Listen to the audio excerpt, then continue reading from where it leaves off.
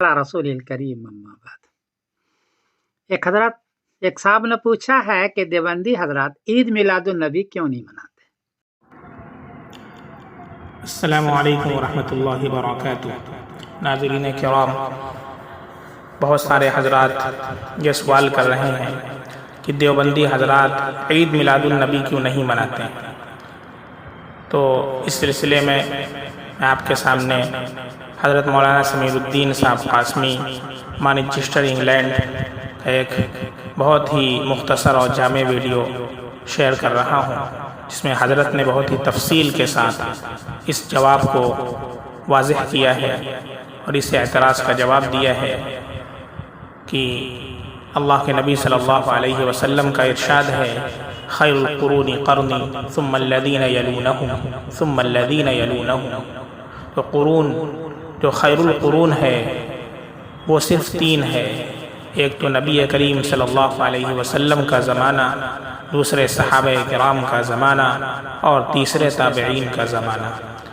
جو دیوبندی حضرات ہیں وہ انہی تینوں زمانوں کے اندر جو باتیں ہوئی ہیں انہی پر عمل کرتے ہیں، اور قرآن سے بھی اس کا کوئی ثبوت نہیں ہے۔ عید میلاد النبی منانے کا نہ تو قرآن سے کوئی ثبوت ہے، نہ تو رسول اللہ صلی اللہ علیہ وسلم سے اور آپ کے اقوال و افعال سے، نہ ہی صحابہ کرام سے اور نہ ہی تابعین سے۔ اس لیے دیوبندی حضرات عید میلاد النبی مناتے نہیں، اور حدیث پاک میں زیادہ سے زیادہ اتنی بات ملتی ہے کہ آپ صلی اللہ علیہ وسلم نے اس دن، جس دن آپ کی پیدائش ہوئی یعنی پیر کے دن، آپ صلی اللہ علیہ وسلم روزہ رکھا کرتے تھے۔ تو اس دن روزہ رکھنا مستحب ہے، وہ بھی صرف ربیع الاول میں نہیں بلکہ پورے سال اس کا معمول ہونا چاہیے کہ پیر کے دن روزہ رکھے، اور یہ مستحب ہے۔ اسی بات کو آپ حضرت مولانا کی زبانی سماعت فرمائیں۔ والسلام علیکم ورحمۃ اللہ وبرکاتہ۔ نحمدہ ونصلی علی رسول الکریم اما بعد ایک صاحب نے پوچھا ہے کہ دیوبندی حضرات عید میلاد النبی کیوں نہیں مناتے، جلوس کیوں نہیں نکالتے؟ جواباً عرض ہے کہ دیوبندی حضرات کے یہاں کوئی چیز آیت میں ہو یا حدیث میں ہو یا قول صحابی میں ہو یا قول تابعی میں ہو تب تو وہ کام وہ کرتے ہیں، چاہے عقیدے کا ہو یا مسئلہ کا ہو۔ اگر ان چیزوں میں نہیں ہے اور بہت بعد کے علماء نے کوئی کام کیا ہے تو اس کا وہ اعتبار نہیں کرتے جب تک کہ حدیث یا قول صحابی قول تابعی بنا ہو۔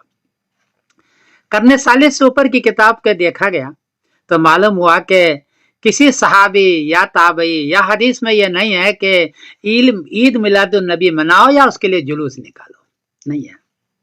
ہاں، یہ بات ملتی ہے کہ نبی کریم صلی اللہ علیہ وسلم نے فرمایا کہ پیر کے دن میں پیدا ہوا ہوں، پیر کے دن، تو اس دن حضور صلی اللہ علیہ وسلم روزہ رکھتے تھے۔ اگر آپ کو میلاد کی بہت خوشی ہے تو پھر پورے سال، 1 دن 2 دن نہیں، پورے سال پیر کے دن میں روزہ رکھیے۔ میں حدیث پڑھ کے سناتا ہوں۔ عن ابی قتادہ بہذا الحدیث قال یا رسول اللہ ارأیت صوم یوم الاثنین و یوم الخمیس قال فیہ ولدت وفیہ انزل علی القرآن۔ ابو داؤد شریف، حدیث کا نمبر 2426۔ حضور پاک صلی اللہ علیہ وسلم سے پوچھا کہ پیر کے دن روزہ؟ فرمایا کہ ہاں، اس دن میں پیدا ہوا ہوں اور اسی دن قرآن پاک مجھ پر نازل ہوا ہے، اس لیے اس دن روزہ رکھتے تھے وہ۔